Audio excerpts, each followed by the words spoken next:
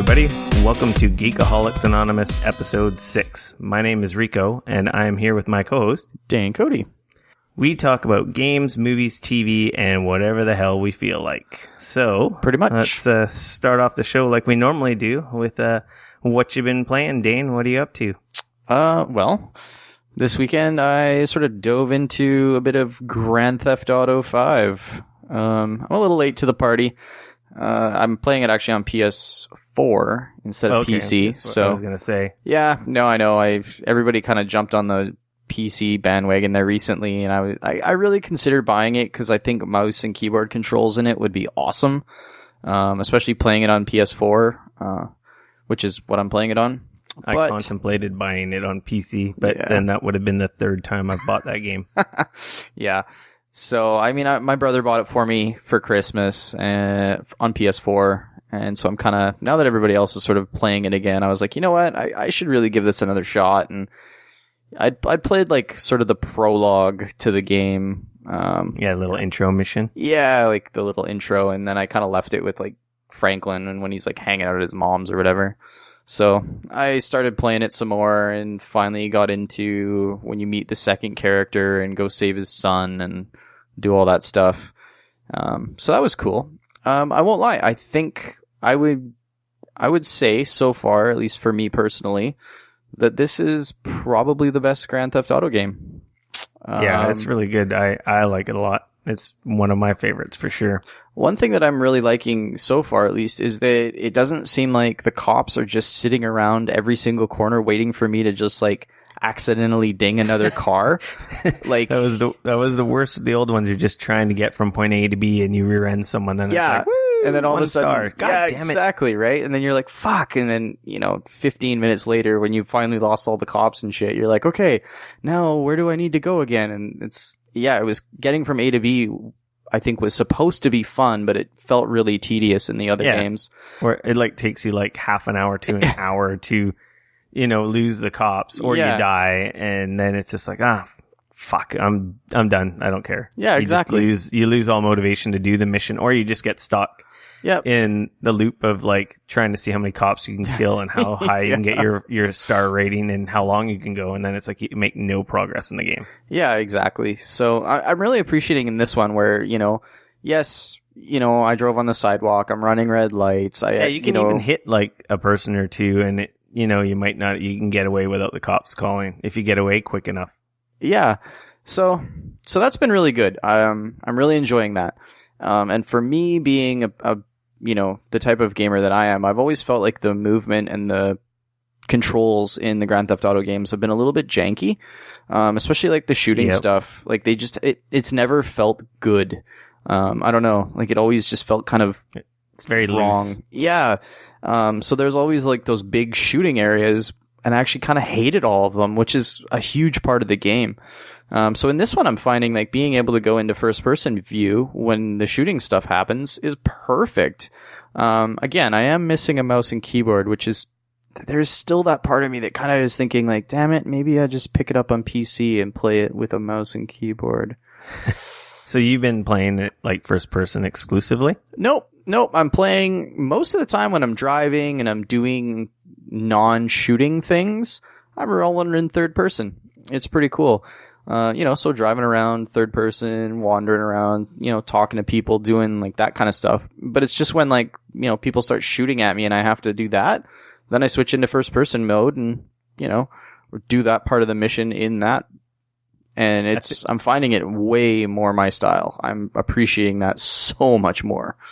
I think I drove first person exclusively because I found that I drove a lot better. Like I could drive really fast and not have like random accidents and shit, and I could weave between cars so much easier in first person mode. But I think in all the shootouts, I was pretty much primarily third person. I don't know why I didn't even really try the first person. I was so cheap and just used the lock on aiming and shooting and just murdered everyone that way. Yeah. No, the only thing I'm finding really janky, if you will, is the shooting while driving.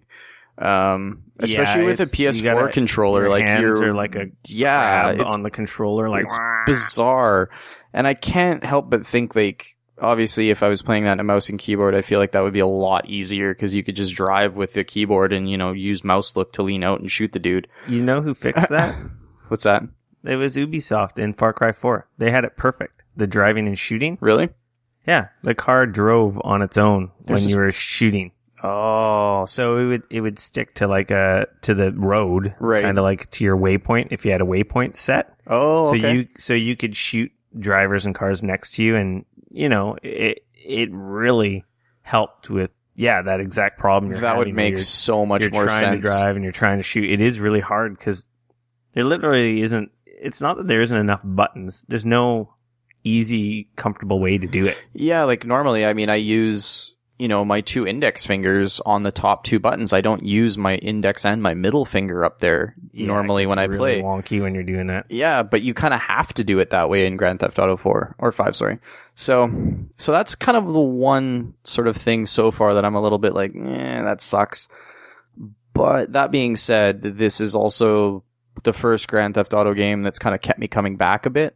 And it's a game that I'm actually sort of sitting there going like, I kind of want to play that. I don't know, like most of the time with the Grand Theft Auto games, for whatever reason, I play them a lot initially, and then I never touch them again. It's like I'll sit down and I'll play them for 6 or 8 hours in a sitting, and then I'll probably never come back to that again. And I don't know why. It's I think I get lost in too much of the side stuff, especially in that last one. Oh my goodness. I think I must have spent, I don't know how many hours just going on a date and fucking going bowling with your buddy and trying to have a relationship and all that crap. And you can do that crap in GTA 5. I haven't done any of it. Yeah. I've beaten the game and I haven't done any of that, but well, it feels like it's a lot more in the back. It's there if you want to do it. Exactly. But they're not pushing it in your face hey, you have to do this. Hey, this could be handy. Hey, go on this date. Hey, you know what I mean? Yeah, and then you don't get hooked into the story because you're doing all these menial tasks. It's just what the fuck? And then you come back to play it, and you don't even remember where the hell you are. You're kind of like, fuck, what was I supposed to do? And then it just kind of, I don't know. So with this one, I'm finding that is not that's not happening nearly as much as in the other ones. And I'm finding that it's just a much better game. It is a good game. So I've been playing that sort of on and off a bit, but because that's on my PS4, my wife, obviously we have one main TV in our house, and so she kind of likes to watch TV and play Skylanders and stuff like that. So I've also been playing Kingdoms of Amalur: The Reckoning. That's on PS3 or on PC? PC. It's also on PS3 and Xbox 360 as well. Yeah, I think I got it on PS3, a PlayStation Plus title, but I never played it. It was a PS Plus title, and I know that it's on PS3, and you probably don't even have one hooked up anymore. But if you do, and if you're listening and you're thinking about looking for something to play, I highly recommend this game. It is a bit of an older title, and this, Big Huge Games was the studio that made it, and they're no longer around, unfortunately. But it is honestly, I've probably logged, 50, 60 hours into this game. And I keep coming back to it. It's a game that I'll kind of stop playing and I maybe won't touch it for a couple weeks, 2, 3, maybe even a month or 2. And then I'll come back to it, and it's just, it feels a lot like a MMO. It's a huge open world, but man, it's done so well. The combat is so good in that game. It's not just attach an enemy and shoot him, attach an enemy and shoot him, attach an enemy and hit a button and shoot him. It's third person, right? Yep. It's third person. Lock on kind of mechanic, or? Yeah, kind of. The way that they've done it is really cool. It's there's a bit of an auto lock ability, so you don't actually specifically necessarily lock on, but it does a really good job of kind of knowing, obviously if you're fighting a big boss, and you turn around and run away. And mind you, I am playing it on PC, so, mouse and keyboard. But controls are awesome. The game looks beautiful. The art style, it had a real superstar cast. The art director was Todd McFarlane from freaking Spawn and Image Comics. Yeah, that's right. Yeah. And it's just a cool freaking game. It's, there are kind of, I'm sure there's, people are gonna slay me and, oh, there's better games out there. But I don't know. I love the look. I love the feel of the game. It plays really cool. It's a really unique sort of idea behind it where your character is literally the fateless one. So how the fuck you want to play it is literally how you can play it. It's awesome. Like, you're not locked into a class at all. You can just change whenever you want, or? Yep. Totally. That's pretty cool. It's entirely up to you. You literally start the game off with 0 attributes in anything, and every time you level up, it's up to you and what you want to put it into. And at any point, you can go to a Fate Weaver and respec everything if you want. It's sweet. It's really cool. And it's fun. Like, the combat is all active combat. I've heard good things about the combat. People, that was like their favorite thing of the game, was the combat system. It's awesome. It's so good. I mean, it's a huge world. It's a huge world. I mean, you can pickpocket people. You can be a thief if you want. You can be an archer. You can rock up in huge armor and run around with a giant sword if you want. It's totally entirely up to you. If you want, you can totally rock a staff and shoot fireballs at dudes. All up to you. It's really cool. I know. It's like a cross between Fable and Skyrim almost. I like both those games. Yeah. I feel like it's such a gem that so many people missed. And I don't know. It's a game that keeps me coming back. I haven't even beat it yet. And like I said, I'm easily at 40, 50 hours. Did it come out like at a crowded time? Is that like the problem, that it didn't get all the attention it probably should have? Or I think it was, I think that was part of the problem. I think when it came out, the studio hadn't melted down by that point, right? No, they were working on their next game after they released this one. They were working on a essentially an MMO version of this. So sort of like the same world, but way bigger and as an MMO. So massively multiplayer online sort of RPG style. Whereas this is obviously a single player game. But this feels like a small version of an MMO. Like, it feels like if you were to take this and, make everything bigger and add more people, it would totally work as an MMO, which from my understanding was kind of what they were doing, before their studio sort of got, it was one of those situations where I think it came out at a bad time.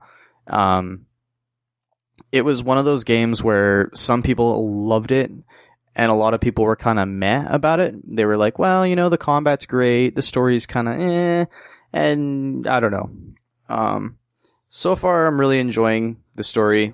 It's nothing to get super excited about, but, I don't know. When was the last time you played a sort of sword and shield RPG that had a great story? I don't know. Dragon Age Inquisition seems all right. I'm not totally into the story, so I can't compare. I haven't played any of the Dragon Age games. I'm not hooked in Inquisition. I think I'm 40 hours into Inquisition, and I've fucking done nothing. Really? Yeah, there's just so much side shit you can do. So, see, that's the one nice thing that I appreciate about Kingdoms of Amalur is that you can at any time just select your main mission, and it'll show up on your waypoint, and you can just fucking go do that if you want. You know what I mean? It's totally up to you if you want to take on all the side stuff, or if you don't. It's, obviously some of it, there's benefits to it and stuff like that. But no, it's a game that, like I said, I cannot, tell people, it's a hidden gem, in my opinion. Yeah, well, we'll just add that one to the pile of shame that keeps growing. Yeah. I think if I was to boot up my PS3 with all the PlayStation Plus games that have been auto-downloaded, there must be hundreds of hours of games I haven't touched. Yeah. I definitely selected a lot of those games, and I could probably go back now, shut off all my other consoles, and probably game for a year on just PlayStation Plus games. Easily. There's so many games, and so many good ones too. So it's like a commercial. So, if you don't have PlayStation Plus, you should get it.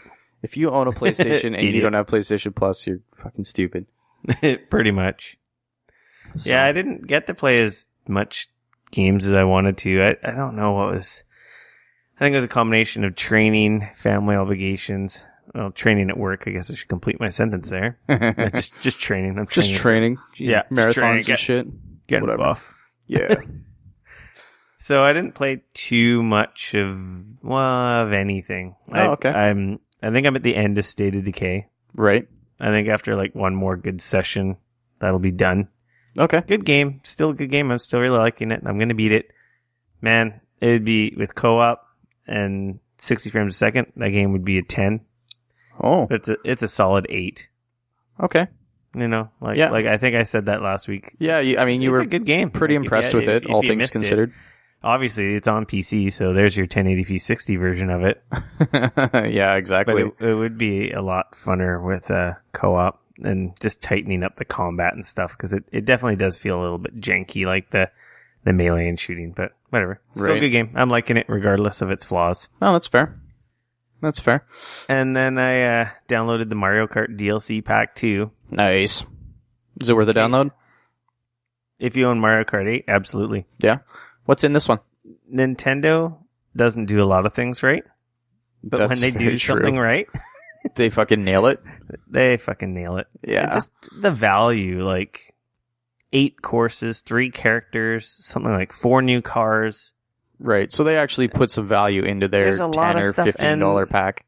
And okay, these courses, for the most part, don't use any of the assets that any of the other courses do. They're completely new. Oh, that's sweet. You've got an F-Zero based course. Ooh, nice. With classic F-Zero music, and it's like, oh my god. It's like, I wonder if this super is like nostalgic. A tease at what may or may not come later. That would be nice. a new F-Zero game in a long time. I don't think they will. I don't think they will either. I don't think they sold enough, but man. Dare to dream. F-Zero is so good. But yeah, the course is awesome. There's an Animal Crossing course. Oh, sweet. Which is really cool. It changes with the seasons, just like the game. Nice. So it's essentially like 4 different versions of that course. Oh, very cool. I haven't played all of it yet, but it's definitely, like, from what I played, $7.99, like, it's like half the price of what other people's DLC is for like couple maps or one character. It just blows me away. Like, it took a while, right? Like, I think they've done 2 downloads for Mario Kart 8, and it's maybe almost been a year, maybe 10 months. Like, yeah, it's getting close to a year. Actually, we might be up on a year now. I think it was right around May that the Mario Kart 8 came out. You know, they definitely weren't speedy, but they were quality. And they didn't ask for your money up front and not let you know what was coming. It's like when they made the announcement, it's like, here's what's coming. We're getting Link. We're getting, Animal Crossing Villager. No, that makes sense. They laid out everything that was coming, unlike some people. And yeah, it's an awesome DLC pack. Mario Kart 8 is a beautiful game. Yeah. That's one of those ones I definitely need to pick up for my Wii U. They should the only thing they need is they should fix the battle mode, though. They should do a free DLC where they fix that battle mode. Yeah, it's that bad, eh? Yeah, it's just not nothing good. like the old ones. Yeah. You race around on the courses. That doesn't work. They're not like arenas. They're not designed for that. So I'd say that would be the only complaint of that game. That sucks. I'm very happy with the DLC pack. Ooh, speaking of Nintendo, after, what was it, I think it was 2 podcasts ago, you'd mentioned the Pokemon, was it Pokemon Rumble? Rumble and Shuffle? Yes, which one of them was the Match 3 game? Shuffle. I totally downloaded that, and I totally played it, and it's great, except that it feels like the worst free-to-play money grab. Oh, like, holy shit. Yeah, like, compared to like Marvel Puzzle Quest. Like, yeah, like you and I both been playing Marvel Puzzle Quest on mobile, and like I feel like I can go in and I could easily play that game for a half an hour, no problem, and without them like shoving it in my face like, hey, you should give us some money. Hey, you should give us some money. Yeah, give us some money. You want to complain, kid? Give us some money. Whereas like I play like Pokemon Shuffle for a total of like 10 minutes where because each time you play a map or play a battle costs you a heart. Yeah, it costs you 1 heart. And each one of those hearts takes, 28 minutes to recharge. And every time at any given time, you can only ever have 5? Yes. So you get 5. So you can play 5 games when you start to play. And the thing is, it's not like Candy Crush, where if you lose the battle, then you lose a heart. No. just in order to play a match, it costs a heart. Win or lose. So you can go through 5 hearts, depending on the levels that you're on or whatever, because some of those levels are damn short. Yeah, you can burn through. I've beaten a couple of them in 2 moves. Yes, that's what I'm talking about. There's a couple matches where I think they want you to beat them in 3 moves or something like that. So it's like, it feels like the worst money grab. Like it's great and the gameplay is great and it's a lot of fun and I love the Pokemon style. Like it works so well with that type of game. Yeah, it's a cute game. Yeah, but like holy crap, man. 10 minutes and then I gotta wait 28 minutes while your hearts recharge. Like, so you essentially get to play it once like for me, I play it like once, maybe twice a day. Like wake up in the morning, you know, when you're sitting on the can or whatever, you know, play through 5 maps, like, and then, you know, set it aside when you come home later on, play another 5. Pokemans, get your ass over here. I'm taking a dump. I'm getting in my Pokeballs. Yeah. So like, no, it's a little disappointing. And I really hope that that's not the type of free to play stuff that we're going to be seeing from Nintendo kind of going forward. Like, I really like the idea that we're, you know, seeing them do that, but I was so excited and so disappointed all at the same time because the game is so much fun and I really want to play it. It's a good game. But it just, wow, money grab. Holy crap. I think it's, them experimenting and trying to figure out what works best for them, right? Because they don't have a lot of experience doing it, so. Yeah. I think that's why they brought in DNA with their mobile partnership for when they actually do go whole hog mobile this fall. Right. Just because they have the experience. Like, those are the guys who made Final Fantasy Record Keeper that just came out recently. Okay. Which has been pretty well received. And I think they have a couple other, like, I want to say top 50 or top 20 even mobile games on Apple or iOS and Android. So okay. I think they partnered with the right guys. And I think that's so they don't make the mistakes like this, right? But right. I wouldn't say it's totally terrible. No. Like I said, it's not terrible. It's a lot of fun, which is what frustrates me so much because I want to play more of it, but I can't. Your money because they want my money. So they keep stealing my fucking money. Yeah, it's like, where does my water go? Stealing my water. Yeah. I have been playing a little bit of that. I've actually there's some challenge levels that they unveiled, and I tried doing those, and they're actually really hard.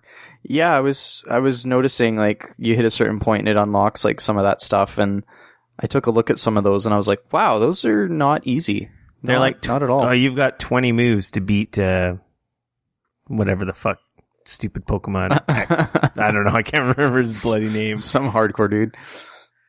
Yeah. And I'm like, 20 moves, man. I beat guys in 2 moves. This is going to be a walk in the cake. Or a walk in the park. A walk in the cake? A walk in the cake and a piece of the cake. Oh, dear. Oh. Just some verbal diarrhea there. That's all good. But, you know what I mean? I'm like, I'm going to kill this guy. And anyway, 2 moves left. I don't even think I've done like a third of their health damage. I'm like, okay, then. I think part of it too is you got to get your Pokemon leveled up because once they leveled up a lot more, they do damage. Yeah, exactly. Obviously, maybe if I'd been playing it every day, exactly. used the right Pokemon to fight them, like I might not even have the ones that are strong against that particular one. Yeah, because they do the whole dark versus light. Grass so if anyone this really and all that jazz. Understand what we're talking about, moves and stuff. Obviously, it's a match 3 puzzle game. Match 3, more gems drop from the top, but they're not gems. No. They're little faces of the Pokemon that assemble your team. Mm-hmm. So depending which Pokemon, you can have a Pokemon up to 4 in a team. Some matches only let you have 3. Yep. They're all different, but anyway, depending on what Pokemon you are battling another Pokemon. So if you're using certain Pokemon type like grass, and fire or whatever, depending on who you're fighting, they obviously do more damage. Yeah. And the quicker you beat them, the more points you get. The more damage you do, the more points you get. And then also, the bigger bonus you get at the end. So when you defeat the other Pokemon, it takes into account, it has a little slider that's like, okay, catch the Pokemon, and then it fills up with, how many points you got, and then it stops a certain percentage depending on how well you did. Mm-hmm. And then it takes into account all the moves you have left, and then the percentage catch slider goes up even more. So you could be at like 20%, and it's like, whoop, you beat them really fast. It jumps up to 80. Yeah. And sometimes you can have it max out, and it's like, okay, you're guaranteed going to catch the Pokemon. And the whole point of the battles is to catch a Pokemon, grow your party, and obviously get stronger and more Pokemon that you use exactly. for all the different stages. So yeah, it's a really cool. So essentially, cool the better game. the better you do, the better chance you have of capturing the Pokemon. Of capturing the Pokemon that you've challenged. Yeah. No, it's like I said, it's a lot of fun, and I just kind of wish it was a little less. Rumble's a little more mindless. I wish it had a little more depth. Oh, okay. I didn't actually bother downloading that one. Still, it's kind of neat. It's like Diablo Baby Light version. I don't know. Right. Fair enough. Sweet. What else did I? Well, we played some. I'm going to bring this up. I played more Heroes of the Storm on our boys' night on Monday. Oh, nice. So we actually played some, usually, we've been beefing up against computers. We stomp the computer, like, without any effort at this point, right? Right. So we decided to play against people, and, we were a little weary. Obviously, with our experience with, League of Legends getting pretty challenging. Right. We technically don't have any co-op, like, matchmaking numbers. Okay. So it's not, I don't know how or what the criteria is for matching us. So there was only 4 of us. So we did have some random with us. So they were probably pretty happy that they got carried. Yeah, we played 3 games against real people, and we fucking stomped. Really? Like, we destroyed. Well, you guys are all in the same room on comms and stuff, right? So, I mean, that makes life so much better when you're playing those types of games. Yeah, we're all over Steam chat, talking to each other. So obviously we're pretty coordinated and can respond pretty quick. That's the best. At first, a couple of the matches, like at the very onset early, it's like, oh shit, we might have got in over our heads. Right. It's like, these guys are good. And then, after a couple levels, it's like, okay, wait a second, these guys aren't very good. Oh man, we are stomping these guys. Oh wow. Yeah. You get like 2-3 levels ahead of them, and you're like, yeah, what's up now? I think we were a minimum of 3+ levels ahead of every team in all 3 games. And wow. We destroyed on team battles. I think one match we had 40 something kills versus single digits. Oh wow. Yeah, it sounds like you guys worked them pretty good then. So obviously I don't know if they were playing in a group of 4 like we were. Obviously we had a huge advantage, and yeah, we had 2, like, my buddies Tyler and Tim. They're bros, but they're like, I don't know.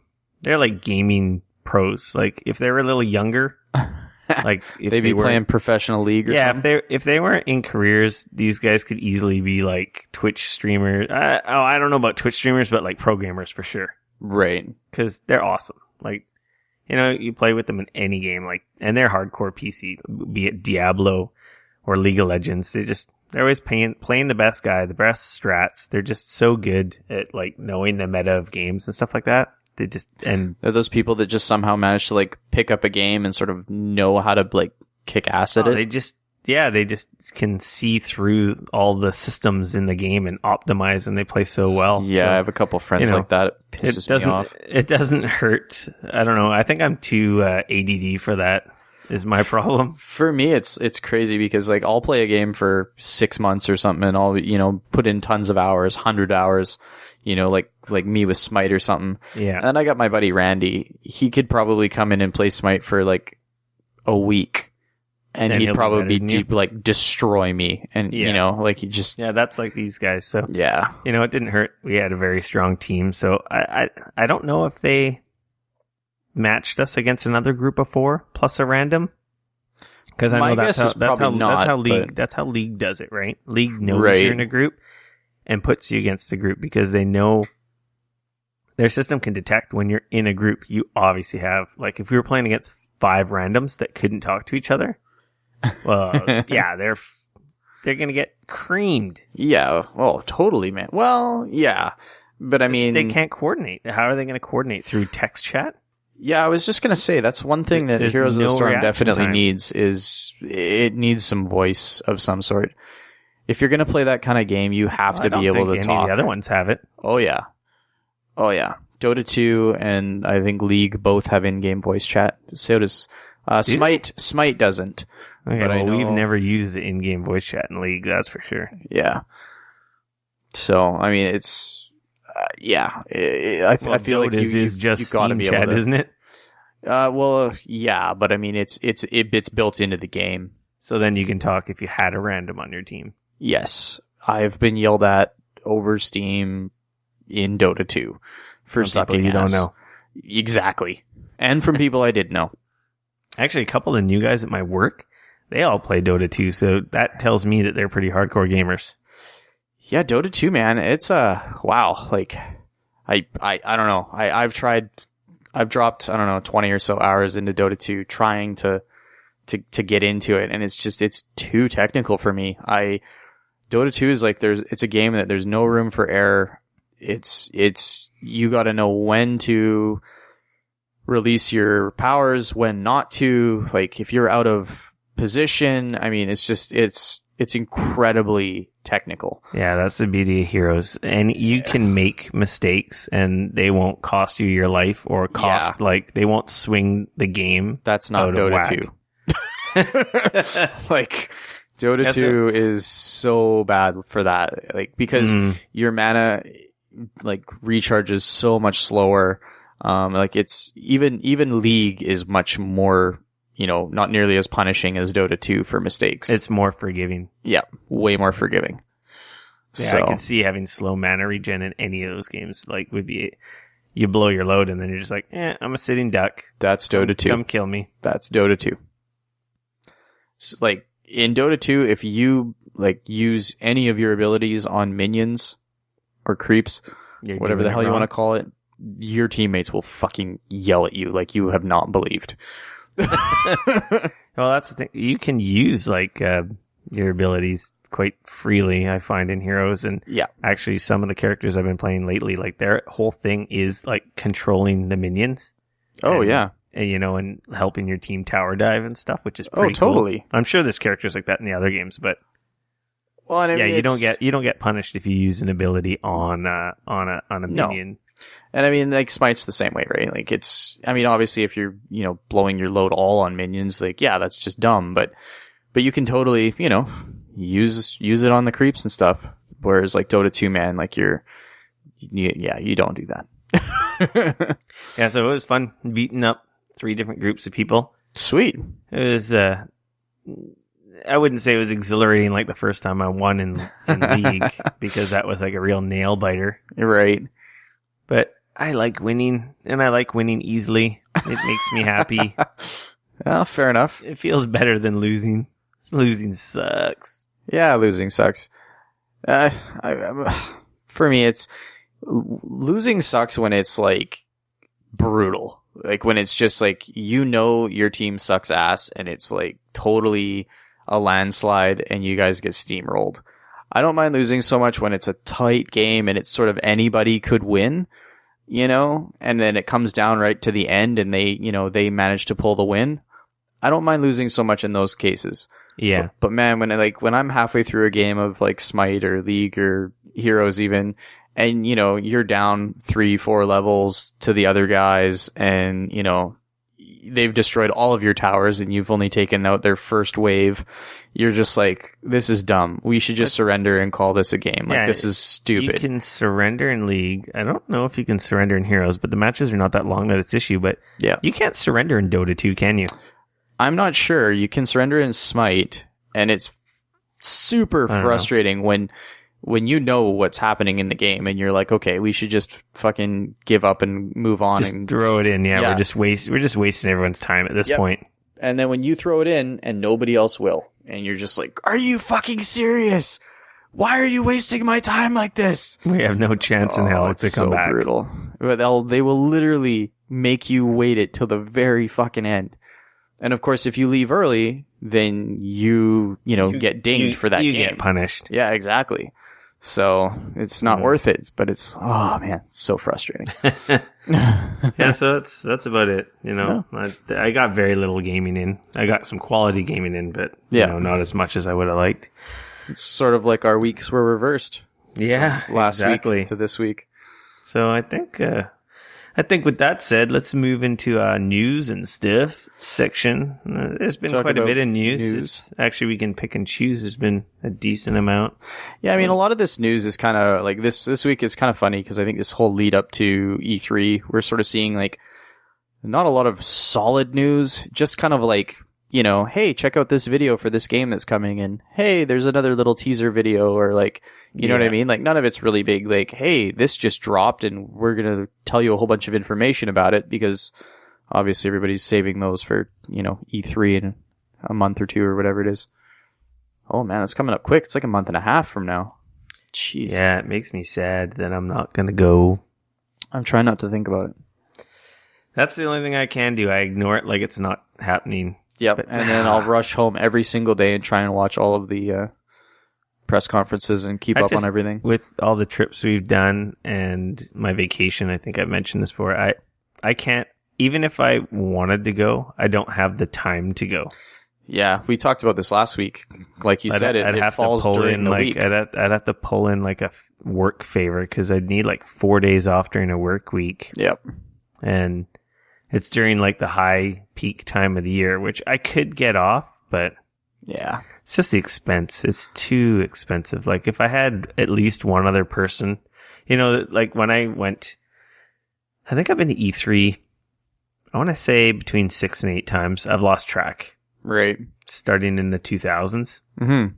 And I used to round up bastard. a bunch of my, So I used to jealous. round up a bunch of my buddies who wanted to go, just like when we go to PAX, right? Right. And, you know, it's quite easy to get into E3 if you know what you're doing. This is before the website, before podcast, before everything. This is just when I was working at a video. Actually, I don't think I was even at the video game store anymore. I was in 99 because I went to E3 99. That was a long time ago. That's a few years ago now. Jeez. Yeah. So, but there would be like 4 of us. So the cost was like, you know, divided by 4. Hotel and the airfare is obviously the same cost, but you know, it's expensive staying in LA. It's like $500 a night. So yeah, it's not cheap. Makes a big deal. Like for me to go by myself is $2,000. Right. I don't get sponsored to go. No one invites me to go. It comes out of my pocket. Yeah. What do I get for that money? I don't know. I see some videos and maybe play a few things a couple months before anybody. You know, I get some views and some hits on the website, but yep. You know, we're not big enough that generates income to really make it worthwhile. No. I'm going because it's a vacation. It's something I love to do. But well, it's your passion, right? It's something you want to be at and be a part of, right? But with the no time off, it's, you know, and then I'm just going to feel sad. It's going to roll up on us. Oh man, I could be there. God damn it. Yeah. Like last year, I was cussing so much when it was on because I didn't go last year. I went the year before. I'm going to make it, I think I have to go next year. Next year, I think we have to make it a mission to go. Oh, yeah, we'll have to see how it goes. It's long enough. Yeah, this is true. This is true. A year and a month. Could definitely do some planning or just start saving some cash right now. Yeah. Yeah. $100 a month between now and then will be $1,200 in your bank account. Yeah, this is true. This is all very true. I know there are a few things coming up though that I think, you know, getting married next year and stuff like that. It's not going to be cheap, so. Or just start selling drugs on the side. Whoa. I hear that works. Don't tell my secrets. Nothing. Yeah, so a month. Yay! Yeah. Oh, well, we'll get to see it from the outset. Yep. So anyways, back to news and stuff. Except for crying about not going to E3. Yeah, exactly. Boo-hoo-hoo. So we finally got an asshole who's actually gotten to go several times. This fucker. I know, like, who's like really sympathetic for me. I'm whining that I can't go to the thing that people have never been to. Yeah, it's only like the holy grail for every video game fan, right?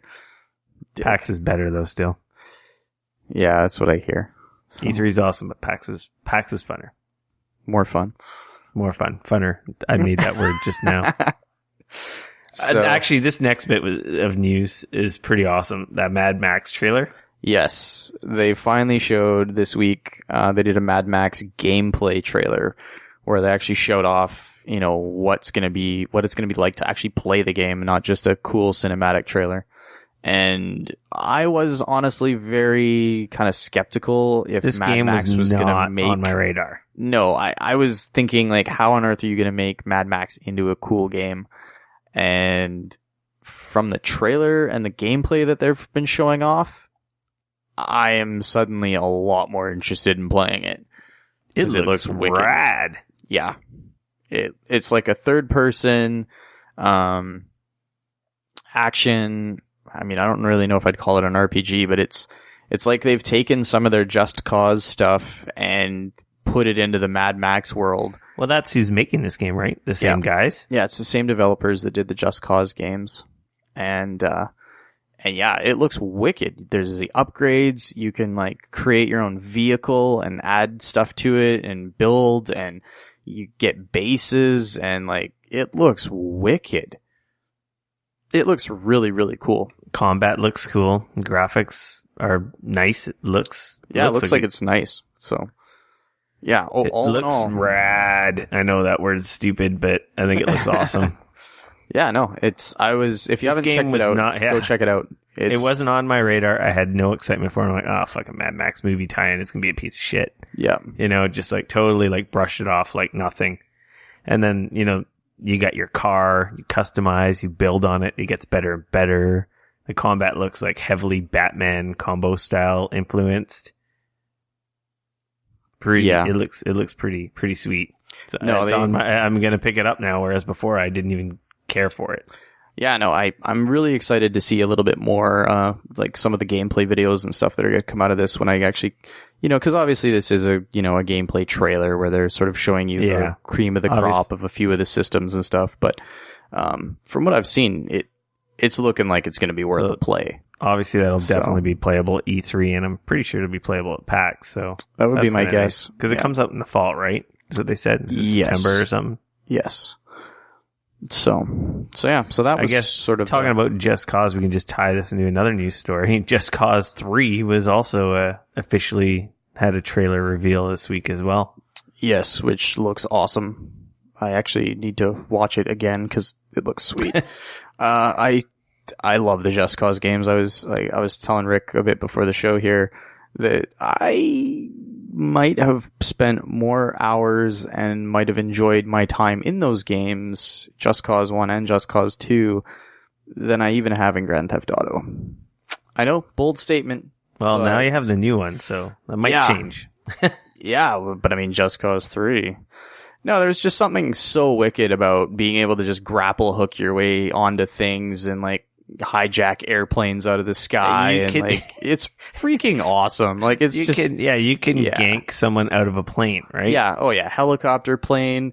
If I can hijack the plane, fly over to where you want to go, jump out of the plane, hijack a helicopter on your way down, use grapple it to go hook a helicopter to the ground. Do all kinds of ridiculousness. But it was just so much fun. Huge explosions. You would, sort of like in, the Far Cry games, you'd sort of take over areas or whatever. You'd have to go to the enemy bases and, shoot and blow everybody up, and then that territory sort of becomes yours.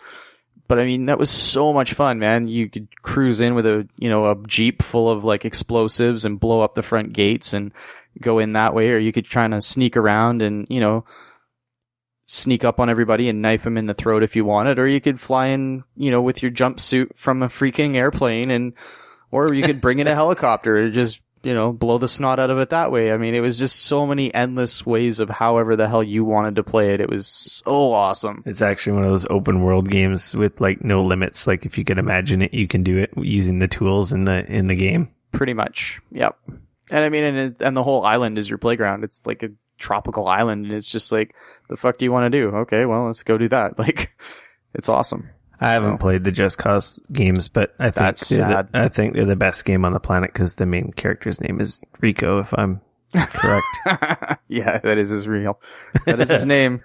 Yeah. They're just a lot of fun. Like, those games are just tons and tons of fun. So, God damn it. Another game on my freaking pile of shame.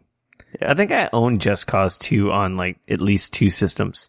Yeah, Steam, and I think it was a PlayStation Plus game. Yeah, I think it was a PlayStation Plus game, and I think I got it in like a Humble Bundle or Steam sale. Like I maybe paid $1 or something ridiculous for it.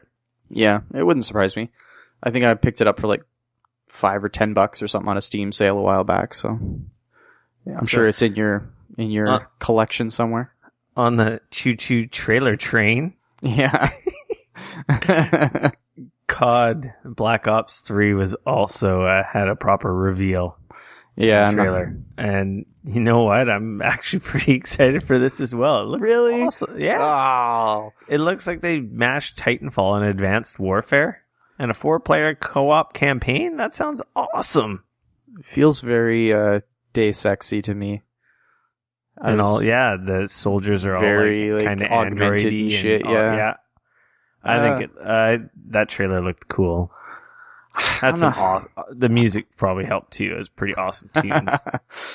I am on the bandwagon where I feel that one game a year is too many. Yeah. I wish that COD would go into one every 2 years. I understand Activision's thing. They are so different though. Because they are different studios, like they're not the same games. They just share the name for the marketing hype engine, right? I don't know, man. They're still so similar. Ghost was so disappointing. To be fair, I haven't played the newest one. I really liked Advanced Warfare. Was really good. Yeah, I haven't actually played that one, so I can't say. I heard really good things though.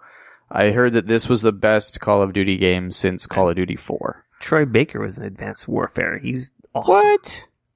He's like the main character. Guy's a dick. Can't stand that guy.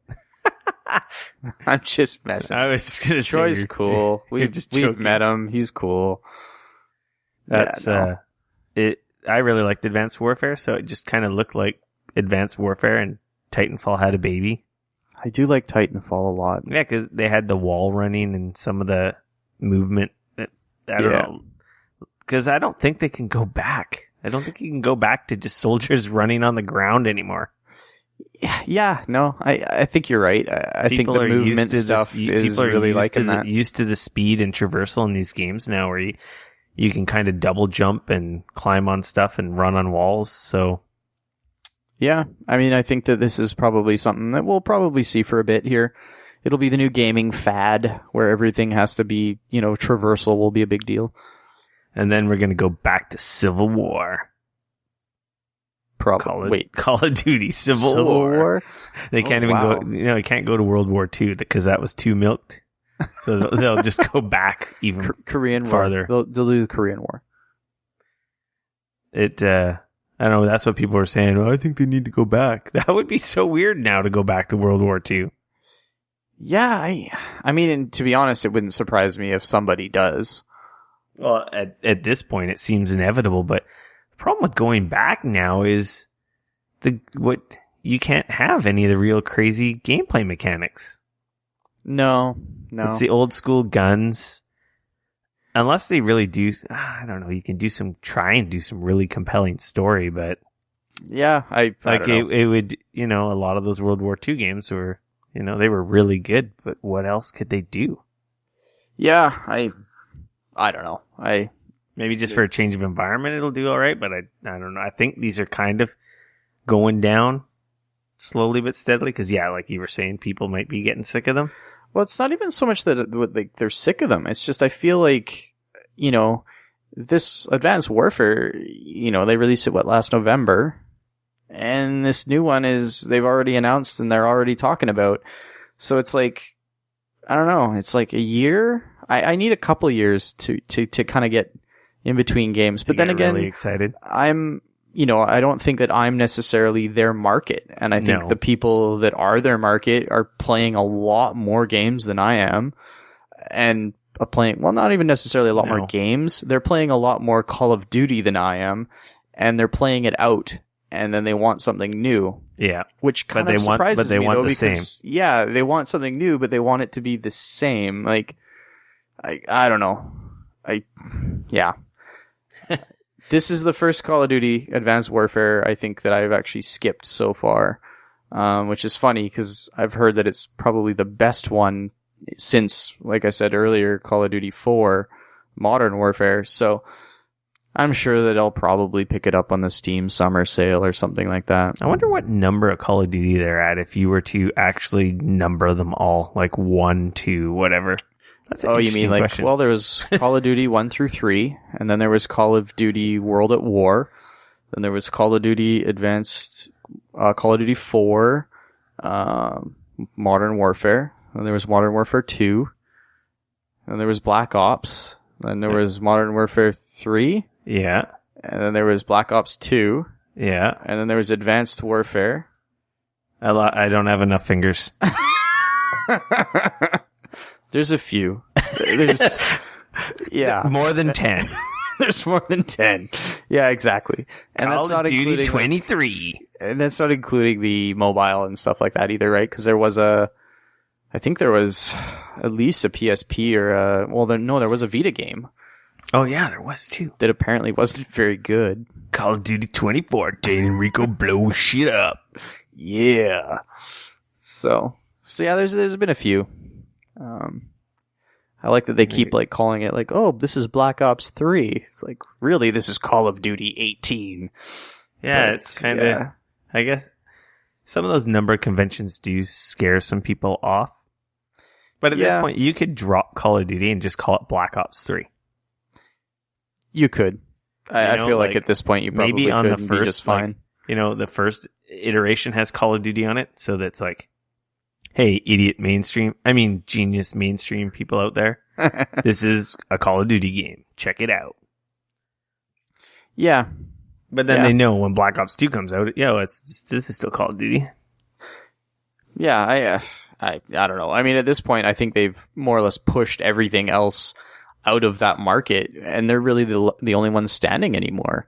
Battlefield's still holding its own, but yeah, I feel like Battlefield's a different thing, though. I feel like the same people that play Battlefield are not the same people playing Call of Duty.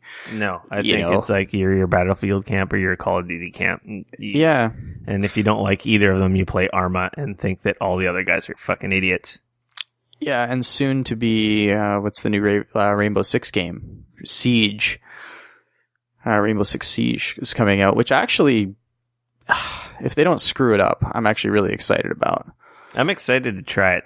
That gameplay mode looks really cool, just breaking into the houses and stuff.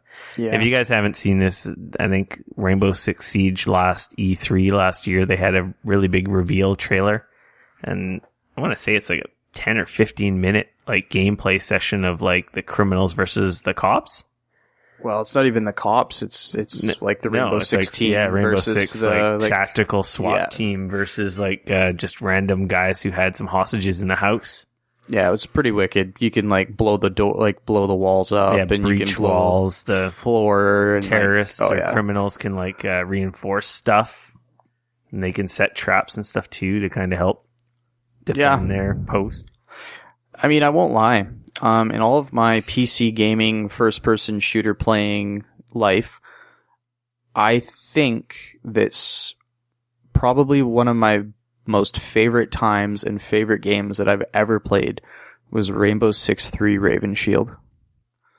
Yeah, I didn't play the Rainbow Six ones. I know a lot of people have a lot of love for Rainbow Six Vegas. That's the only one I've ever played. I did play Vegas and stuff after. But I won't lie, they weren't nearly as good as Rainbow Six Raven Shield. They were just more, they were the same kind of thing, right? Just Vegas actually had a very different sort of feel with the third person stuff and whatnot. It was kind of weird. But the multiplayer was very similar.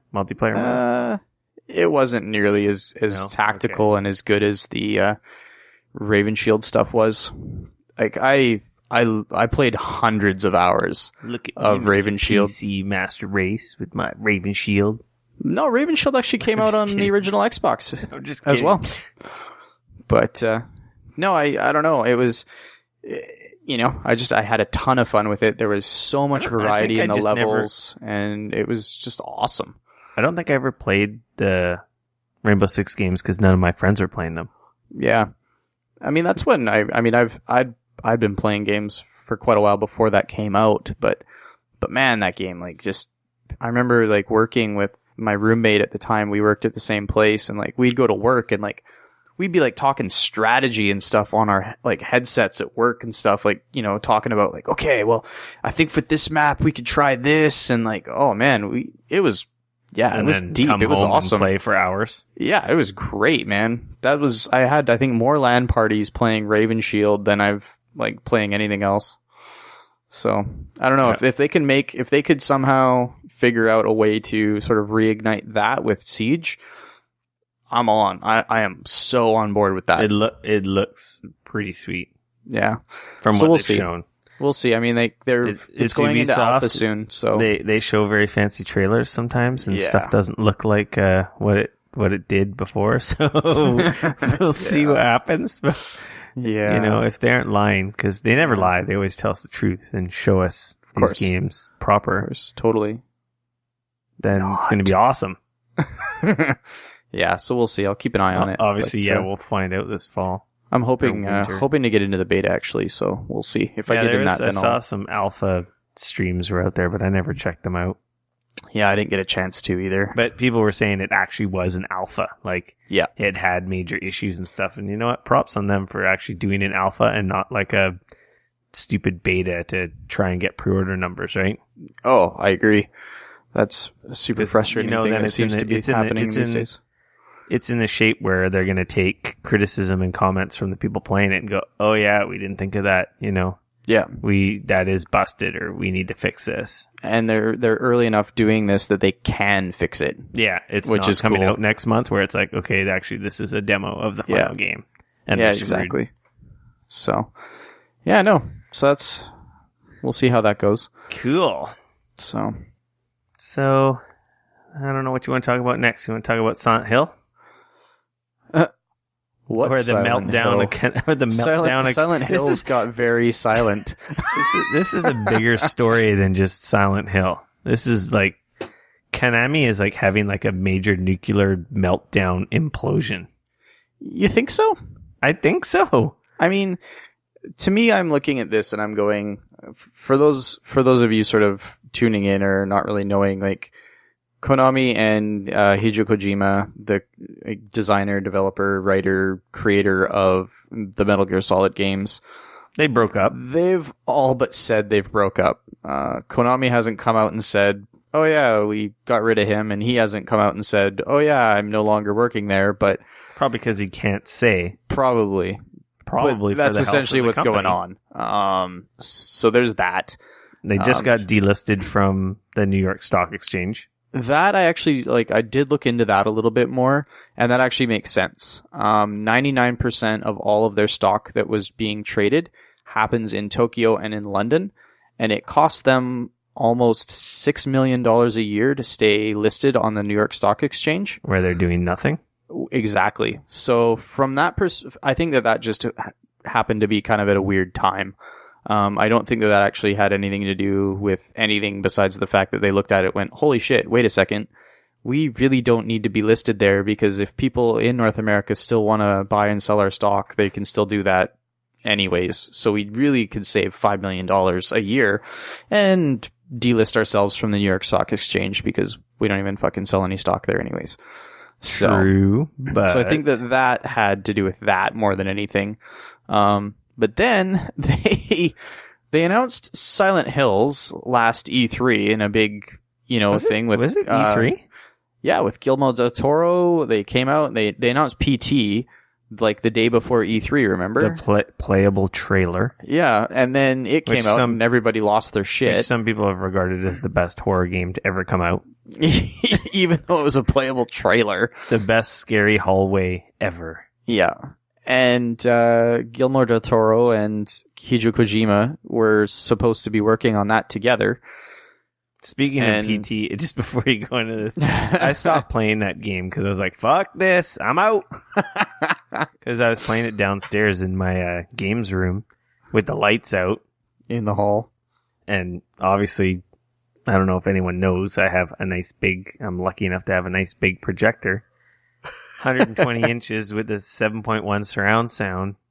Actually, I think I put the headphones on to make. I think I put the headphones on to make it even more immersive. Oh, jeez, you're a sucker for punishment, eh? And the lights out, and I'm like, yeah, fuck this. I'm fucking done. I'm out. Fuck it. This is bullshit. Oh, wow. It fucking scared the fucking shit out of me. I watched Patrick Klepek he's at Kotaku now. He was at Giant Bomb at the time, and I watched him play through the trailer, and I was like, nope, fuck that. I don't want to play it. I don't need to play it. I've seen him play it, and fuck that. Crying babies, jump scares, like all the horror tropes you could imagine. It was unnerving, and I'm like, I couldn't beat it. I couldn't finish. I was like, no way. Well, not only that, there was also the huge areas of just nothing.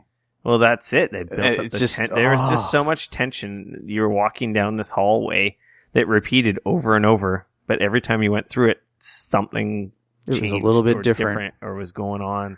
Yep. And yeah. It was rough. It was amazing for a free freaking demo. I was like, wow.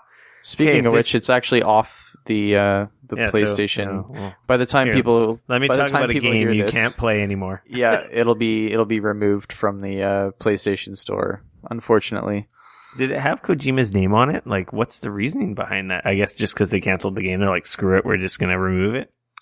Yeah. I mean, they flat out said like it's. I mean, this happened this week when somebody asked Guillermo del Toro about it.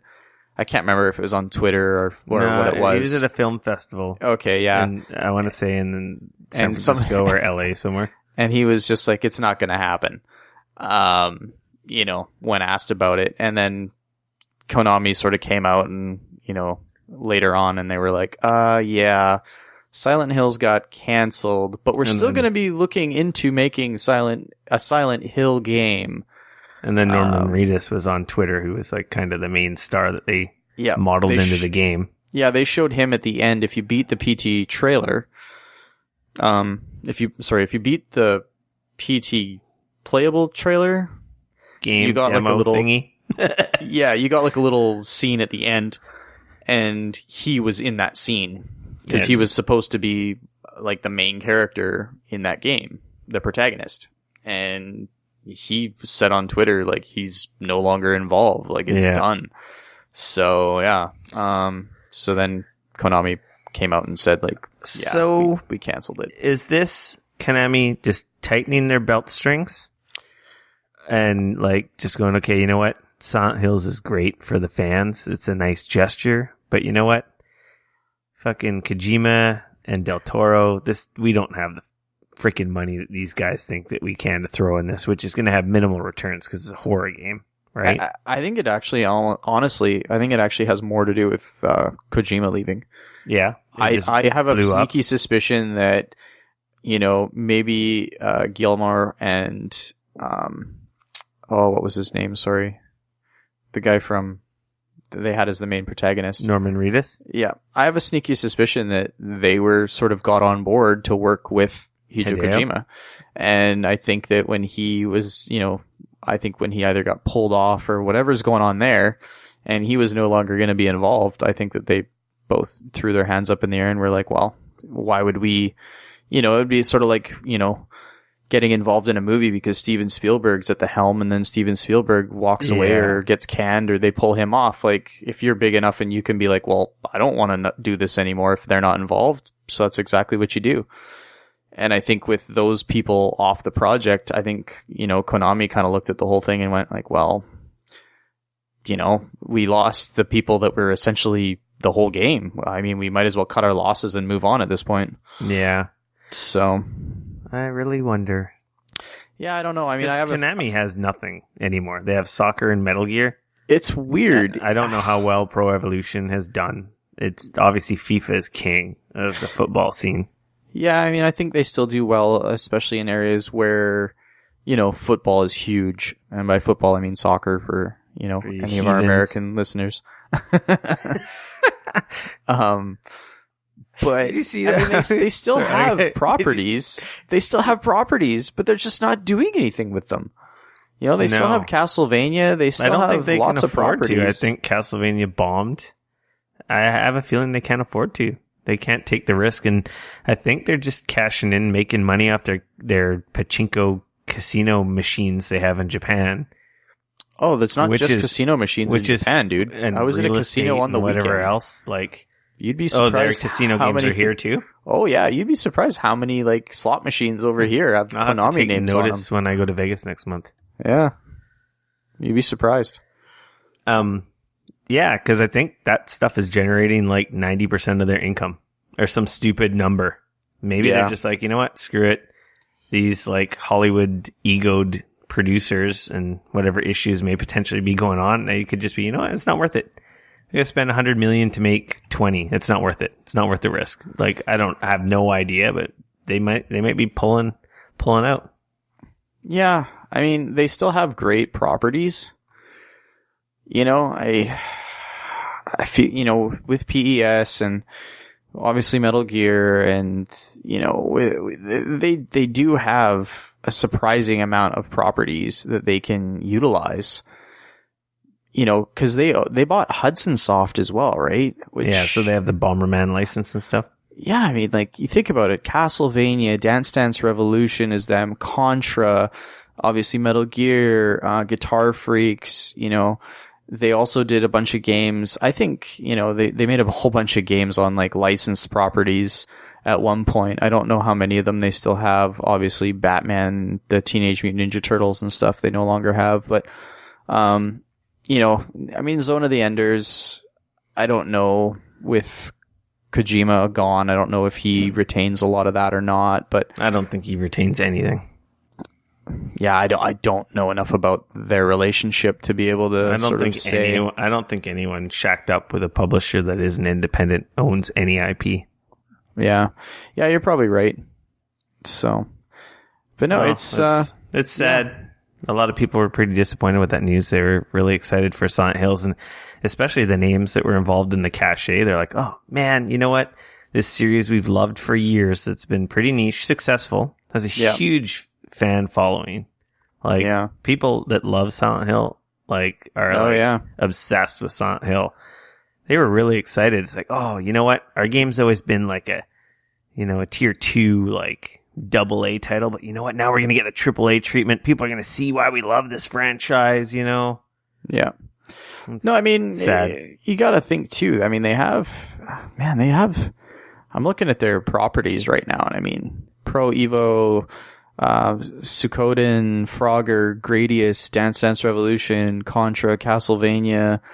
They were the ones doing the TMN, like Teenage Mutant Ninja Turtles, Yu-Gi-Oh! I mean, they got some big properties still. I mean, some of them obviously are a little bit past their time because they're not, you know, as much anymore, I guess, if you will, but there's still some big names in there, man. You know, I'm especially right now with all of the amount of people sort of coming back on, you know, their nostalgia games. Mm-hmm. I'm sort of surprised. Like, I'm surprised they haven't done a 2D bloody Castlevania on 3DS. Those are the best. Those are my favorite games. Well, I'm you know, it's interesting. Like you said, the Castlevania games, the last Castlevania games flopped, but they really didn't. Like the last, what is it? I'm trying to remember what they were called now. The Castlevania, was it? Oh man, having a mind blank on it right now. Use Google. Yeah. Cheat. You have a computer in front of you. Lord of Shadows. That's it. Yeah. I mean, that game by no stretch, like it did all right. And I mean, it had fairly decent reviews. And I mean, it got a sequel, you know? So I mean, obviously if it didn't do well, they wouldn't have given it a sequel. I think the sequel bomb though is what I was getting at. Yeah, maybe. Let's see. I mean, I don't know. 7s, 5s. I know the first one was a commercial success. They shipped well over 1 million copies, and sold through by the looks of things. So I mean, I think they're looking for more. I think the return on investment and risk at this point might be just too much for them. I guess obviously we have no idea what's going on. It's a little early, but it doesn't give me a lot of faith that good things are happening over there. Yeah, no, it's unfortunate because, I mean, Konami's made some of my favorite games of all time. Contra, man. Yeah. I love those games. Yep. So, Alien we'll War, see. Contra Alien Wars, oh my god, on Super Nintendo? That was awesome. It was amazing. And like I said, all the Castlevanias on DS. My god. I'm staring at them right now on my game shelf behind me. Those games are awesome. Yep. Sweet. The Suikoden series, some of the best RPGs on the PS2. Number 2 is the masterpiece. Yeah. Obviously, Metal Gear Solid and all the Metal Gear games. I've never heard of those games. I know. But Metal Gear? What? Yeah, love them or hate them, the Metal Gears are pretty. I don't know. I'm a huge fan. I love them. So people complain about watching a game, but I fucking love them. They're great. So someone was making a joke about that the Metal Gear games are movies. I love it. I don't know. Metal Gear Solid, the last Metal Gear game was amazing. I loved it. So I think I'm gonna play Ground Zeroes again. Oh yeah, shit! I still have that installed. Sweet. So yeah. So I guess one more thing we can touch on quickly. It's probably not a lot to say except for our opinions and reactions. Then Jared Leto's Joker for the Suicide Squad was revealed on Twitter. And obviously I posted the picture up on Facebook and Twitter and on our site and stuff. What did you think? I mean, I think it's a still photo, and I feel like the Joker, there's so much that goes into the Joker besides just the look. I mean, I remember when Heath Ledger, they released that first photo of him. I don't remember the reaction to that. The internet just exploded, and was it the that's same not thing? the Joker, and I mean, the internet's the internet. They're a bunch of babies when it comes to things. They're not open-minded at all. They have a very, as a whole, I'm just talking about the internet as a whole. Lump everybody in there. Yeah. Goddamn internet. Fucking internet. I hate that place.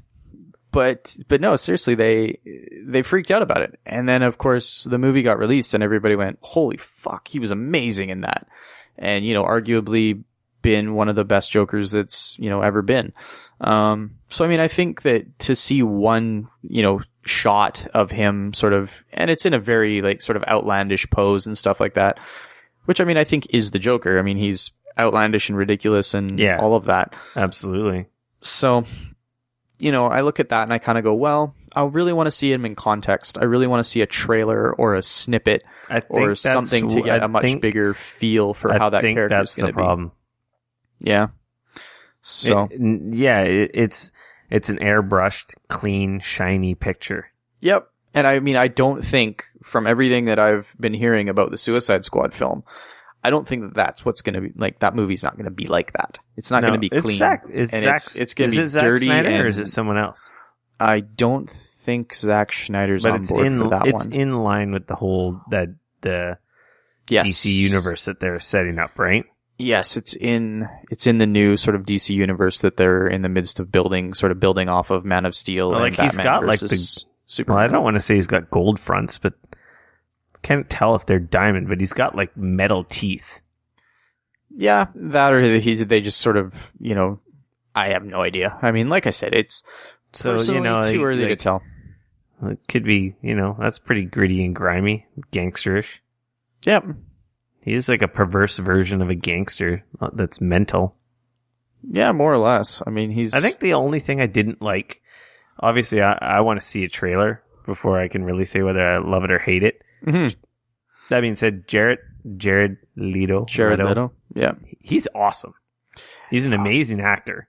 To be honest, when they announced that Jared Leto was going to be doing the Joker, I honestly thought wicked. Yeah, this is someone that could probably do some justice. Yeah, I don't know. I mean, I was obviously too young to remember what the world's reaction to, the original Batman with, it was a little bit young back in 89. I don't even know who the original Joker is from the TV show, if that's how far back you're going. Oh, no, I'm just thinking of Jack Nicholson back in 89 for the first sort of that movie. But I imagine that when they heard that Jack Nicholson was going to be doing it, I can imagine that a lot of people were pretty skeptical that, he's going to play the Joker. Except and I mean, look at there that. Was no internet. the guy freaking won an Oscar for it. Probably was, but so I think the only thing I don't like the tattoo on the forehead. I'm not sure how I feel about that. To be honest, some of the tattoos, I'm wondering if the tattoos are actual or if they were put in for the shot. I'll be curious about that or not. The tattoos are fine. Like the body stuff is totally fine. Yeah. I just think the forehead thing is just a little much. The damaged on the forehead. Yeah, I think the green hair and the fucked up teeth and the cracked out eyes, you don't really need a tattoo to spell that out. It like, it's like getting a tattoo. I'm crazy. Yeah. Like I said, I mean, I need to tell you just in case you couldn't tell by my insane appearance. Yeah. But yeah, he's an awesome actor. He's a talented actor. He's won an Oscar already, hasn't he? I'm not sure. I'm pretty sure he won an Oscar for supporting role, I think last year. The year that Matthew McConaughey won.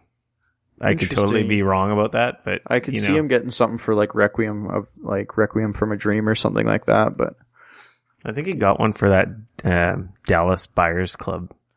Oh, interesting. Well, I know Matthew McConaughey did, but yeah, and I think he got the supporting.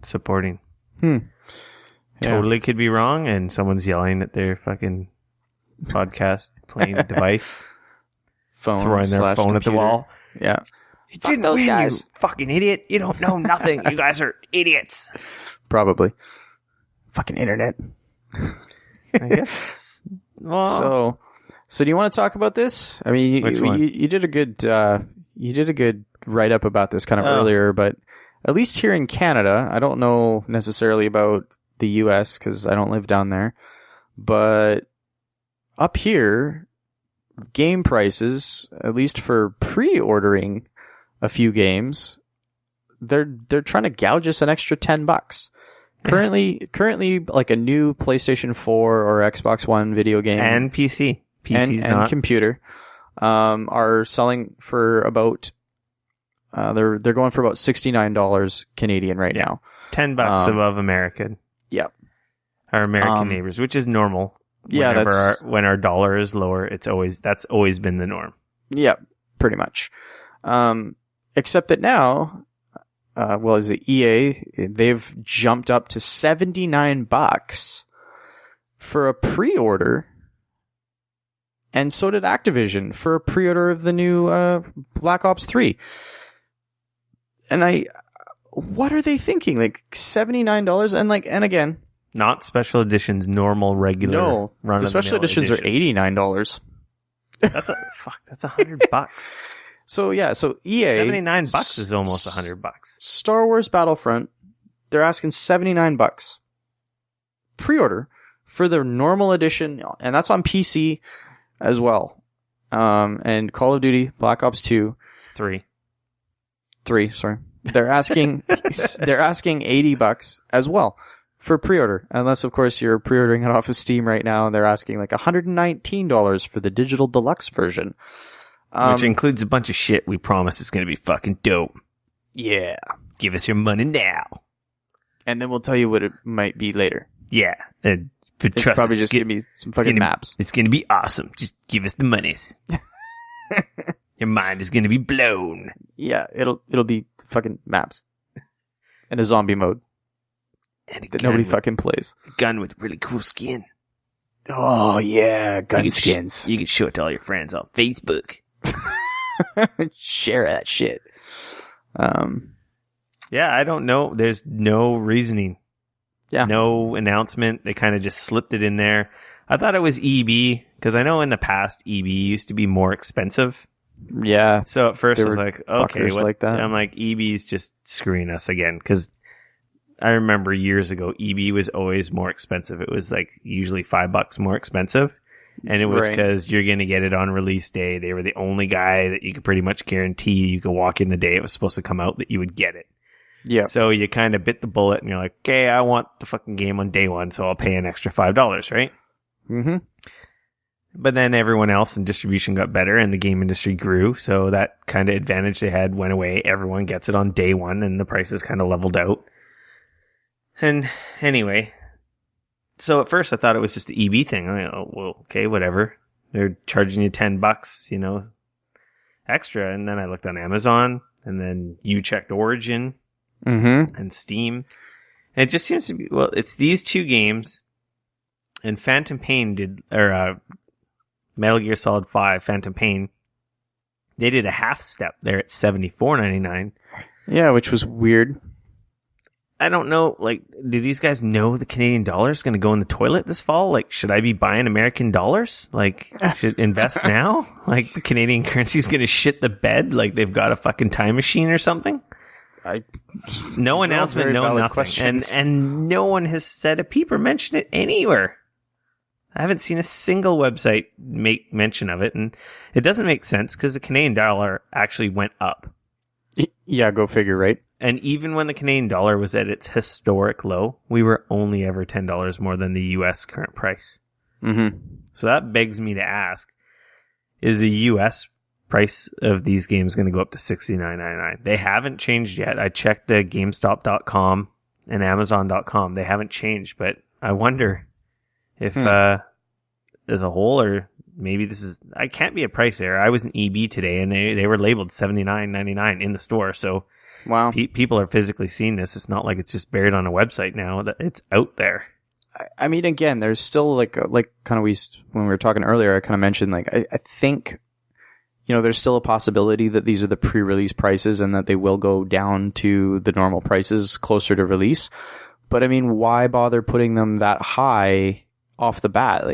If the prices are going to go down, then all the people that pre-ordered are still going to get $10 back or whatever, and not owe $10. So it doesn't really make sense that they would do that now, you think you would only to drop it later. You think you would still just have the 69 placeholder, Yeah. Witcher's 69 still, Batman 69. Speaking of The Witcher, little tip for anybody listening, if you purchase The Witcher right now on GOG or Good Old Gamers, you can pick it up for 30% off. Is it Good Old Gamers or Good Old Games?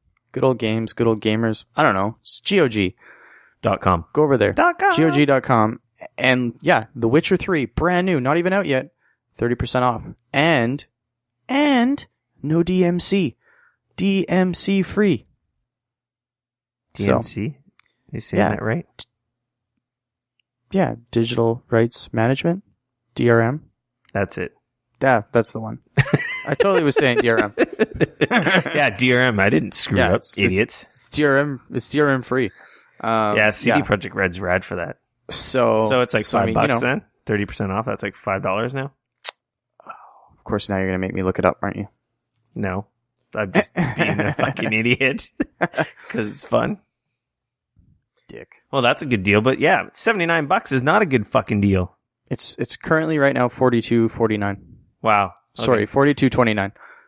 So that helps. That's The Witcher 3 Wild Hunt. So and that's for the probably superior American PC version, if you have a computer that is awesome, that's obviously the way to go. Mm-hmm.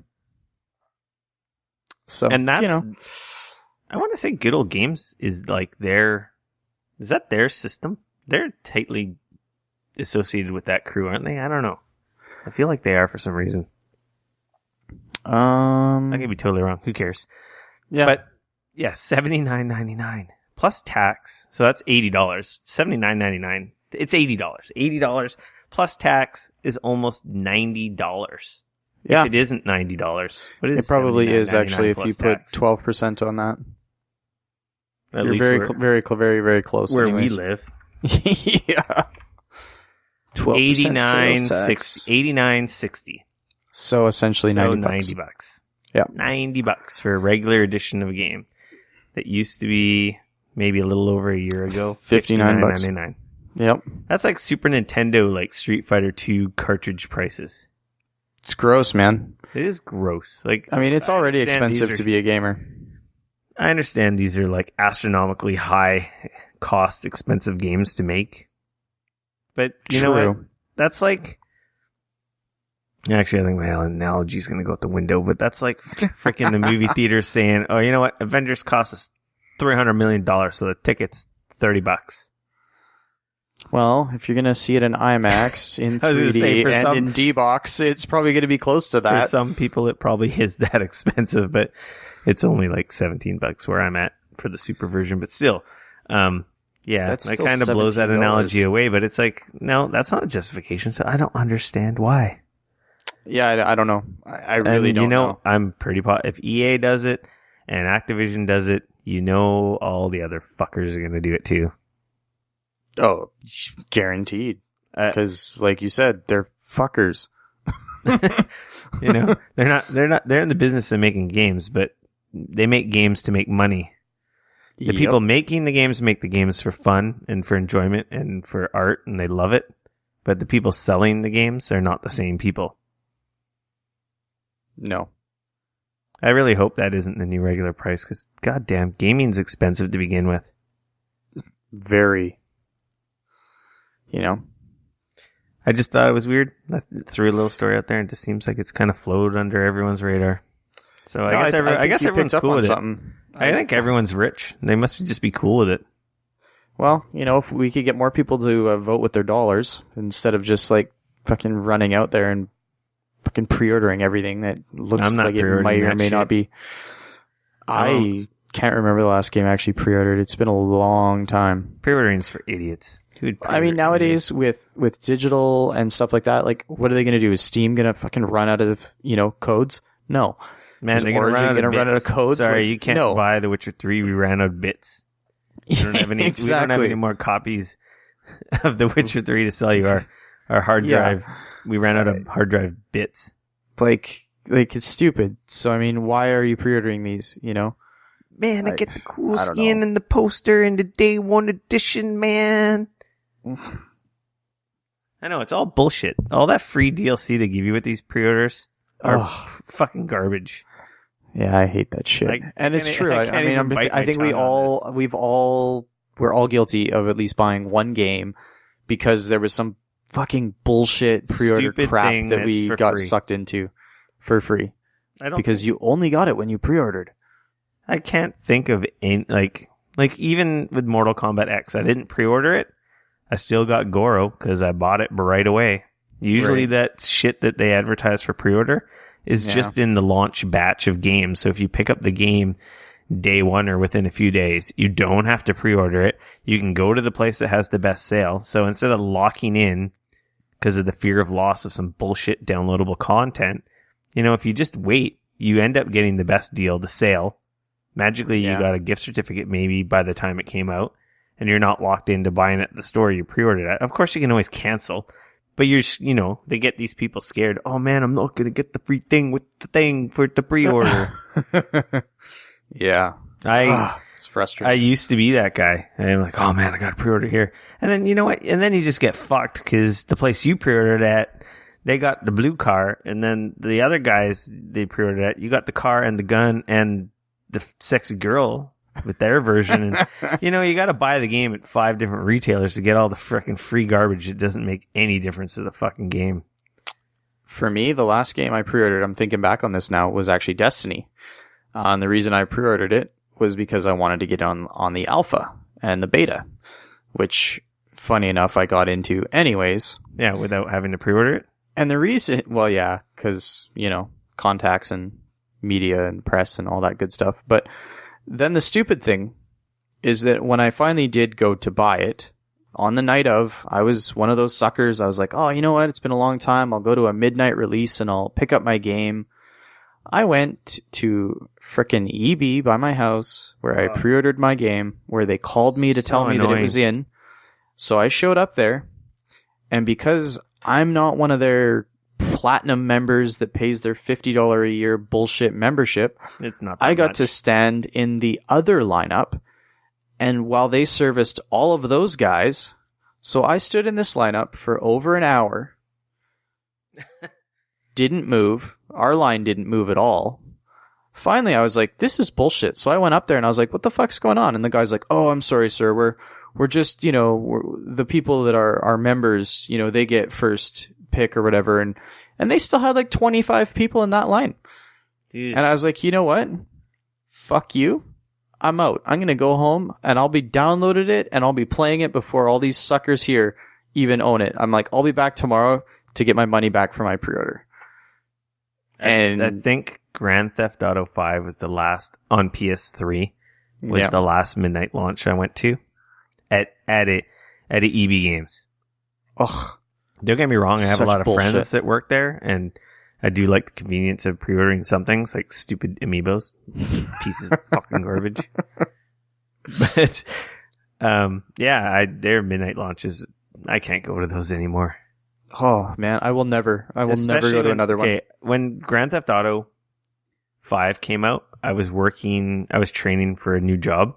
Yep. So I was up island, and I pre-ordered it at the EB there. And so, lo and behold, I think it was like 11:30. I headed to the EB. They had a line around the block. It's crazy. Like, screw this noise. And meanwhile, they had a Future Shop right there. I don't know what the Future Shop is. They don't exist anymore. Right. But and your Best Buy. Yeah. And I just saw people walking in and out. Yep. No pre-order bullshit. It still came with the free whatever the fuck thingamajiggy bobber stupid DLC bullshit that they were promoting at the time. Yeah. Exact same thing as EB. And I walked in, picked up the game, went to a till, and walked right out.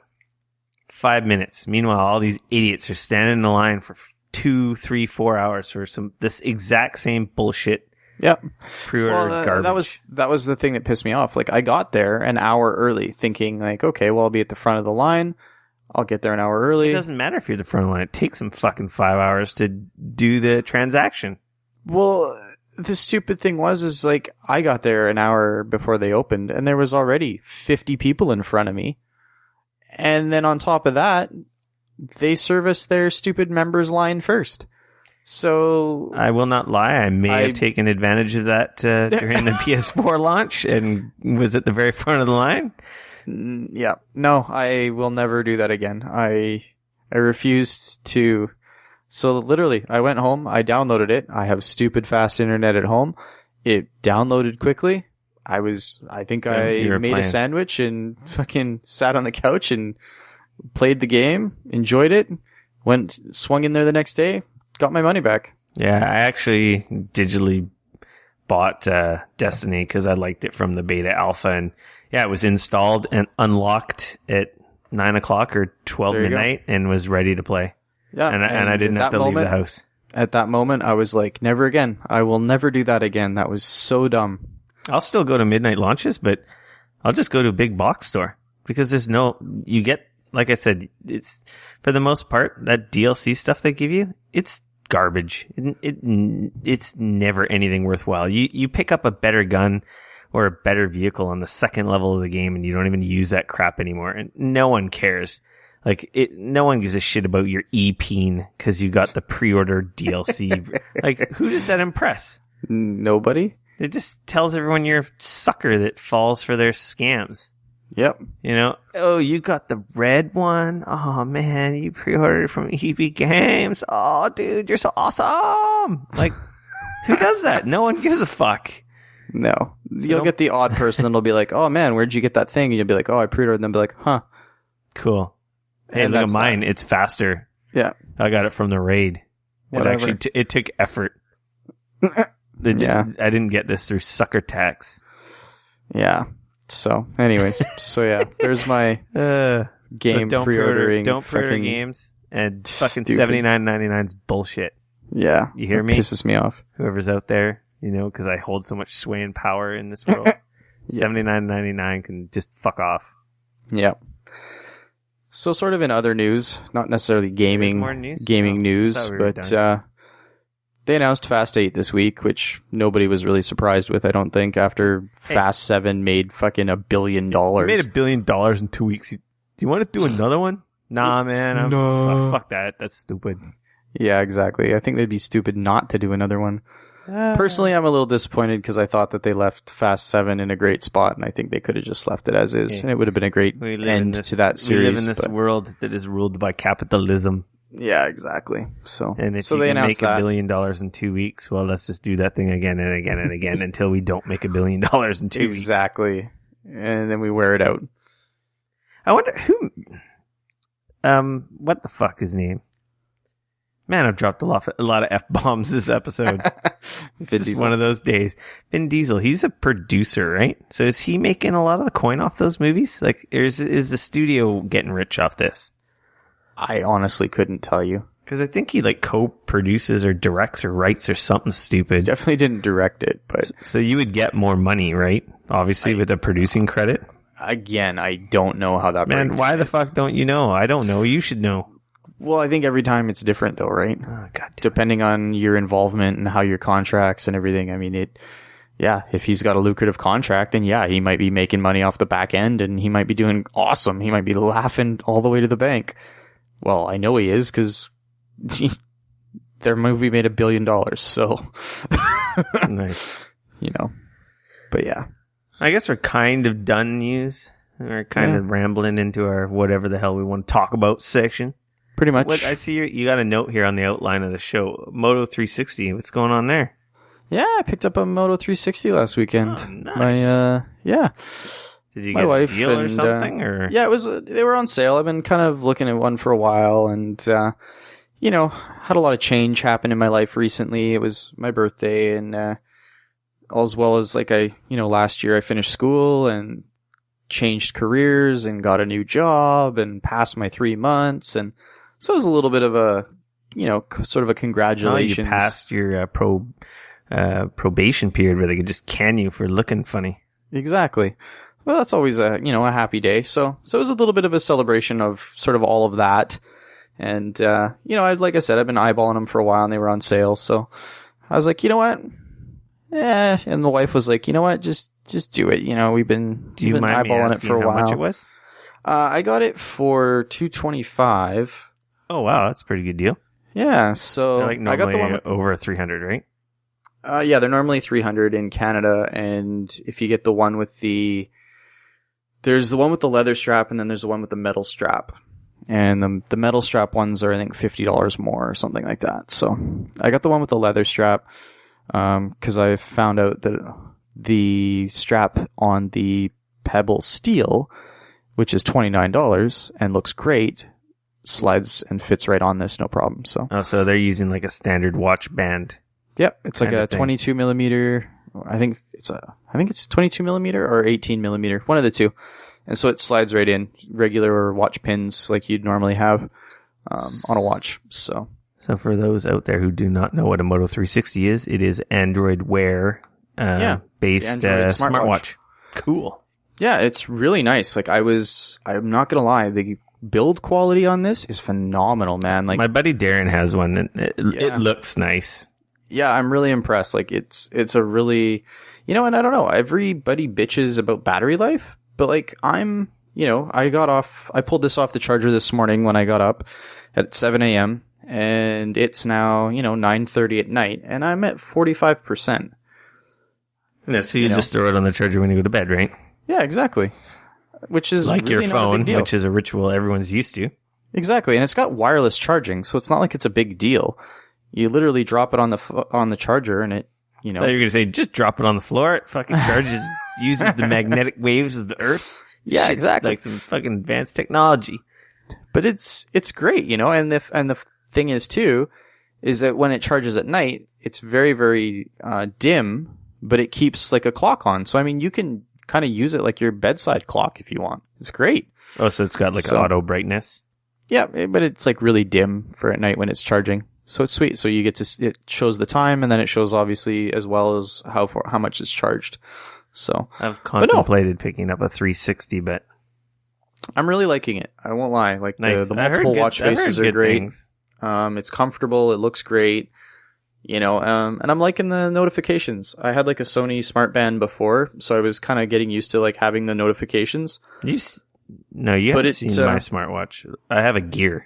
Yeah, you've got the Gear. The first generation one, so I got that like at clearance when they were blowing them out for $99 like $100 or something, right? Yeah. Which is amazing. Like for that price, it's a phenomenal device.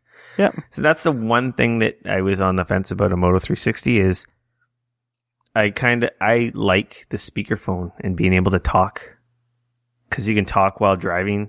Mm-hmm. And for me, I can talk at work while I'm working on stuff, which is really handy. Yeah. So that's the one thing my buddy said. He's like, do you use that a lot? And I'm like, yeah, I use it enough that I would miss it. Right. And he's it's like, a feature you'd miss. He's like, well, then you might not. He's like, the 360 is awesome, but he's like, you might not like it because of that. If you use that, because you can't do that. Yeah, I mean, it's got the mic, but it doesn't have a speaker, right? So. Yeah, for just taking the voice commands, right? Yeah, exactly. But no, I'm really liking it. I love the turn-by-turn. The turn-by-turn nav is sweet, man. So you find whatever, I mean, obviously you kind of know about this probably on your phone, but, you use Google Maps on your phone or whatever, you hit navigate, and then all of a sudden you get the turn-by-turn instructions show up on your watch, and it's got the countdown, how long till the next turn. So you don't have to fumble with your phone and get a ticket while you're driving. It's awesome. It's super cool. Yeah, I love the Like notifications. the media controls when you're like listening to a podcast in the car or something like that, you can pause and play and things like that. So no, it's sweet. I'm really enjoying it. Cool. Yeah. So I love my smartwatch. I don't know. Honestly, if I had an iPhone, I probably would have picked up an Apple Watch that came out last week. Yeah, probably. They came out last week. I definitely would have picked one up, but I don't have an iPhone anymore, obviously, because I get Android through work. So right. I've had my smartwatch for, I guess, over a year now, and I feel naked when I leave it at home because it's handy. Yeah. When I'm driving. I can see that. Just even if it did nothing more than notifications, that feature alone, when you're driving, it's awesome. Someone important's calling me. It's an emergency or a text or something I have to deal with. Okay, pull over. Oh, it's Dayne sending me dick pics. Keep driving.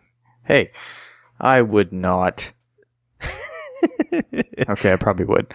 But you know what I mean? Like, just that functionality. Like, for someone who's never had a smartwatch and you've been on the fence about it, if you can think that that's something that's, or just even at dinner, it's like, I look at my wrist, Dayne sending me another dick pic, I ignore it. My mom's calling, I deal with it, right? Like, it also helps with that rude kind of thing that we've become, like these cavemen hunched over our cell phones, right? It kind of helps with not having to do that all the time. The one thing that I'm really liking about it is for work, when I'm with a client, obviously for me, work, kind of email is a big deal, and I need to be able to check email, and I need to know when it's coming in. But of course, when I'm on site and I'm dealing with a client, I don't want to be pulling my phone out every 30 seconds because it looks rude. Oh, it's super rude. Yeah, and it not only that, it looks like you're not working. Exactly, like even though I'm totally working, because that's a huge part of what I do. I have to explain that to customers at my work when I'm on my phone. It's like, I'm getting your equipment up and running, and I'm actually working on my phone. I'm not playing. Well, I am playing, but I'm not playing. Yeah. So, I mean, getting those emails and stuff onto my wrist where I can look at them and go, okay, that's an email that I actually need to look at. Yeah. And then I can pull out my phone. And I need to deal with it. Yeah. And that's awesome. It's so worth it. That, or like, oh, look, Rick's telling me to fuck off. Well, I'm not going to worry about that right now. That can wait till, I'm not at a client's, right? Me dropping F-bombs? What? But no, it's cool. I'm liking it. That's I'm liking cool. it all. It's a slick looking device, that's for sure. Yeah, I like it a lot. So we'll see how it goes. Hopefully going to be getting a new smartphone soon. Or smartwatch. Ah, fair enough. Well, you got the new gen coming out, right? So everybody's they were talking about the new one. I don't think that's going to come out for a while. I just think I was going to upgrade to a Gear 2. I have a line on a deal. It's a little slicker looking and not as clunky, so. Mm-hmm. It's not a bad looking watch. We'll wait and see what happens with that. Sweet. Well, I think, I don't know about you, but I think that's about it. Yeah, it's been a pretty long show.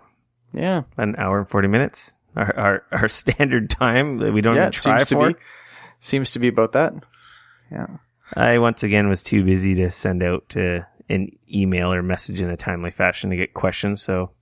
No, fair enough. I don't think anyone hit me up on Twitter. No.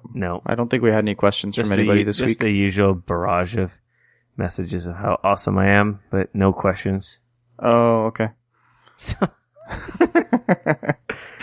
Nice. Well, if you like this show, hit us up on Geekoholics.com or Geekoholics at pretty much anywhere. Twitter, Facebook, Instagram.